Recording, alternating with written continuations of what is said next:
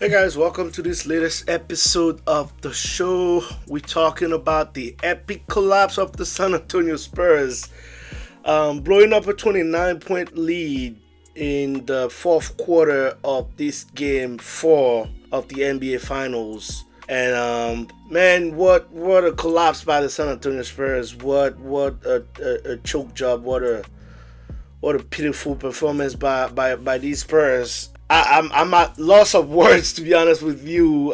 History was made two different times today.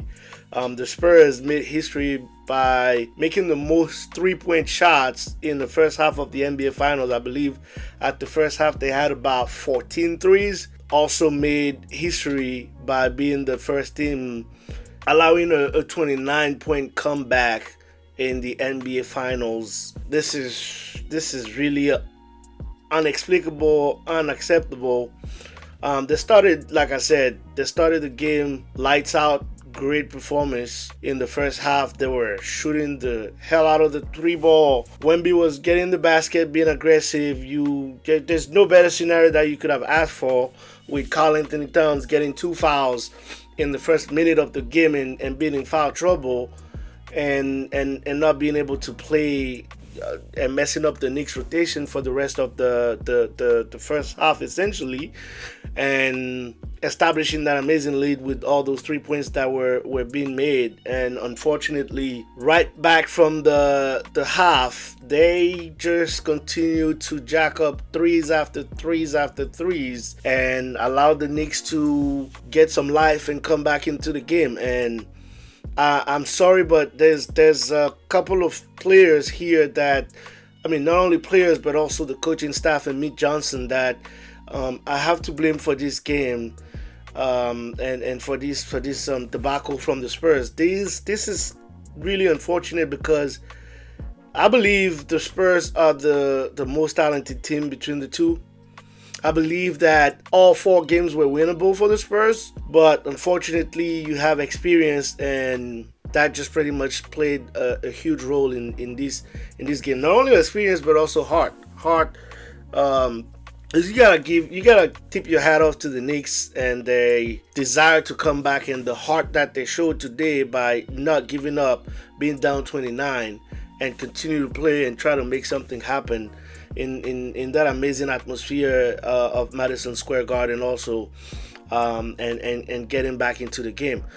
You have to give them credit for that. But besides that, most important thing I believe in this comeback from the Knicks is the Spurs going cold from 3 and just refusing to get to the basket. They continue to jack up threes in that second quarter, in that second half, and it was just unbelievable and unacceptable. And this is where I also blame Mitch Johnson for not calling his guys out and having them settle down and get to the basket and get some fouls, and continue to extend the lead that way, and allowing these guys to just continue to jack up threes. I've seen that over and over, and unfortunately also from Wemby. Wemby has had like 2-3 possessions there where he was just jacking up threes, and this is unacceptable, especially when you're pretty much losing your edge like they were losing it, and allowing the comeback from the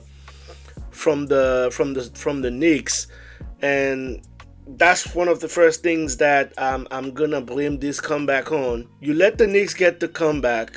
Before that, I believe Wemby gets 2 crucial free throws, misses both of them. Definitely pressure has played a part in that. Pressure of the Garden and the pressure of the playoffs and the adrenaline. You can't miss those 2 free throws, Wemby, especially if you want to be the generational player that I believe he can be. You gotta make those shots. It's part of the learning curve. It's part of experience. He's gonna get better at that, but you can't miss those 3 free throws. You gotta make at least one of the 2. Unfortunately, he misses both. And then I believe Stephen Castle gets an offensive rebound, makes the 2 free throws. The Spurs get the lead with about 20 seconds, I believe, left in the clock. Knicks call timeout, draw a play for Jalen Brunson. Brunson, top of the key, gets doubled by Wemby and Fox, I believe. Shoots a 3, misses it. Balls gets scrambled, and then Fox was able to get a hold of the ball with about 15 seconds left on the clock and is running towards the other basket, the Knicks basket, with OG Anunoby and Karl-Anthony Towns and somebody else, whoever else was coming. And instead of just running the clock and, maybe driving to the corner, running the clock and possibly get fouled and go to the line, he decides to take a contested layup that OG Anunoby blocks and gives a chance to the Knicks to get one more possession there. And I can't understand why he chose to do that.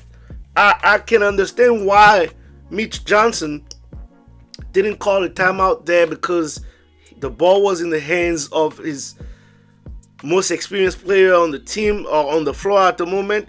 Fox was traded to the San Antonio Spurs to be that voice of reason, that adult in the room, that experienced player at the guard position for situations like this. You are an all NBA player. You are a clutch player of the year. That's what they brought you in there for, De'Aaron Fox. You cannot make that kind of mistake with 15 seconds left on the clock in the NBA Finals. That is absolutely unacceptable, and I'm sure he's gonna want that play back. It's gonna hurt him for the rest of his life, especially if they end up not winning this series and the championship this season. But I'm sorry, you gotta be better. This is why you get paid the big bucks. This is why you the most paid player on the team right now. Obviously, Wemby is gonna probably raise that, but that's what you were brought in for, and you have to be able to deliver in situations like that. I believe that was, to me, one of 60-70% of the game being lost there, because if you drive the ball up to the basket, to the corner, and make sure that you get fouled and run the clock, you win the game.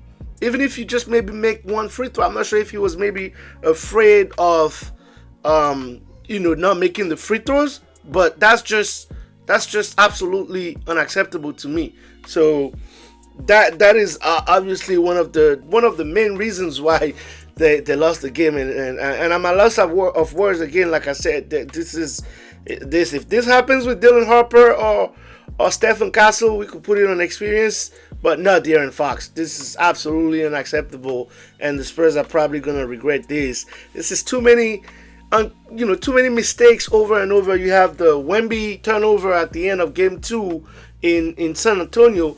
Now you have this situation here that was preceded by Wemby missing both free throws, and it's just unacceptable. And missing that, not boxing out Anunoby on that missed shot by Brunson for the tip to take the lead back is also unacceptable. I'm not sure why Mitch Johnson didn't even have both Luke Cornett and Wemby in the game for rebounding purposes, because if they miss the shot and you get the rebound, game is over.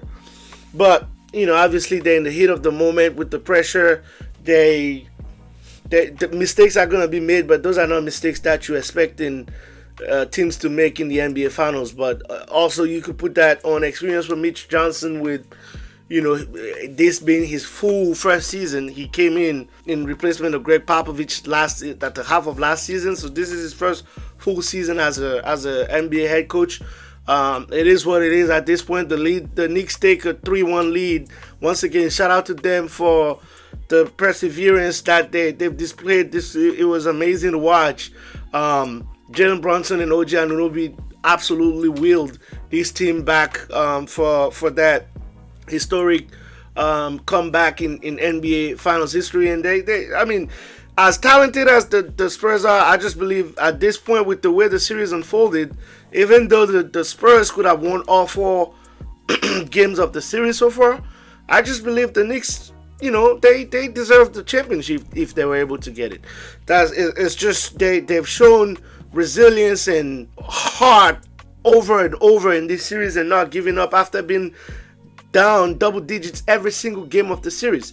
I gotta give them their props in this instance. And turnovers killed the Spurs in that second half of the game, and just jacking up threes left and right. And that's where coaching is also important, like I was saying.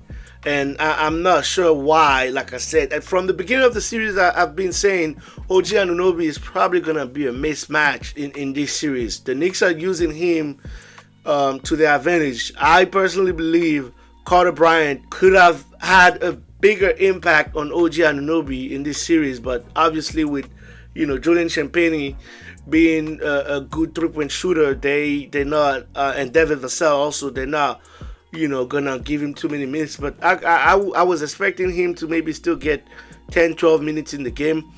This series he only played 5 minutes today and had 5 points. He was a +6 overall. But yeah, coaching also matters. You have Mike Brown on the other end, who has been a head coach for a long time in this NBA and has been an assistant coach with the Warriors also, with their historic run out there with Steve Kerr and the dynasty. So experience matters.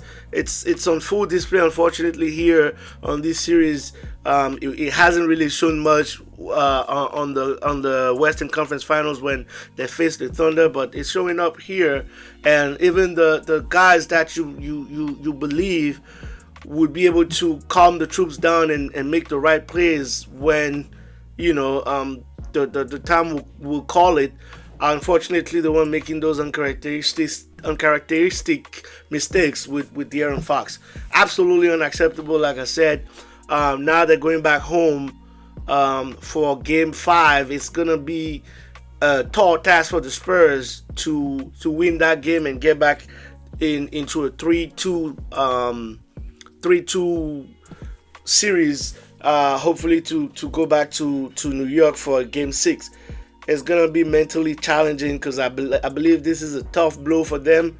They're going to have to quickly regroup and just once again go one game at a time. That's where Greg Popovich will have to come and talk to these guys once again, and maybe guys like Tim Duncan and all the vets that they have over there, Tony Parker and the Admiral and Ginobili and all these guys. You're going to have to talk to them, let them know that the series is not over. They were able to get one on the road.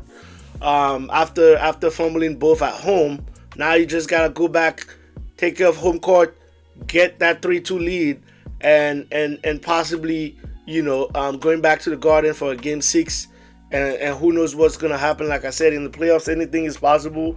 You're always one injury away or one hot shooting streak from a player for anything to happen. So they were really close to just tying the series 2-2. So I think it's more so a mental thing at this point than a physical thing for the Spurs. If they're able to reverse this series again, and they've shown that by trying and coming to get those 2 games in the Garden with that crazy atmosphere.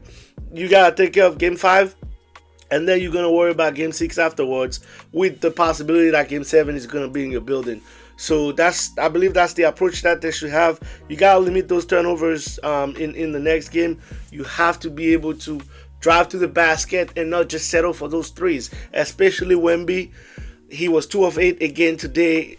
Every game where he didn't have a lot of threes, they were able to win. And even in the past series too, you gotta assess yourself and assert yourself in the paint rather. And be dominant over there. That's really important. And he took another flagrant foul today, so he's one flagrant away from being suspended. So he gotta watch that too. But yeah, they're gonna have to take care of the basketball, be more aggressive in the paint instead of settling for threes. Even when you're shooting at a historical clip, you gotta be able to balance that out. So that's one thing that they will need to do. On the Knicks side, if you really want to win these NBA Finals, you got to go in with the mentality of winning game 5 on the road and close the series.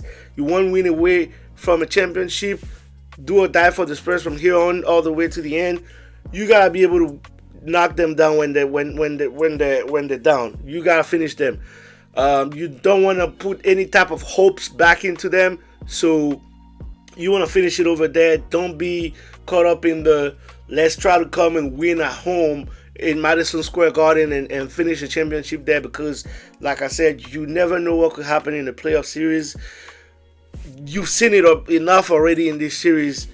You gotta be able to finish them off over there if you don't want to put any other pressure back on you, because if the Spurs win Game 5 in San Antonio 3-2, the pressure goes back on the Knicks to finish at home. And we've seen how they've handled it after being up 2-1 at home. It wasn't really like really great from the Knicks, let alone if it wasn't the mistakes from the Spurs. So you don't want to put that pressure back on you and your guys. You want to finish it there, especially with the possible Game 7 being back in San Antonio. But it will be interesting to watch and see what happens. We'll be here to talk about it. And that's pretty much all I have for this episode. Once again, subscribe to the channel, like the videos, leave some comments, let us know what you think, and I'll catch you at the next episode.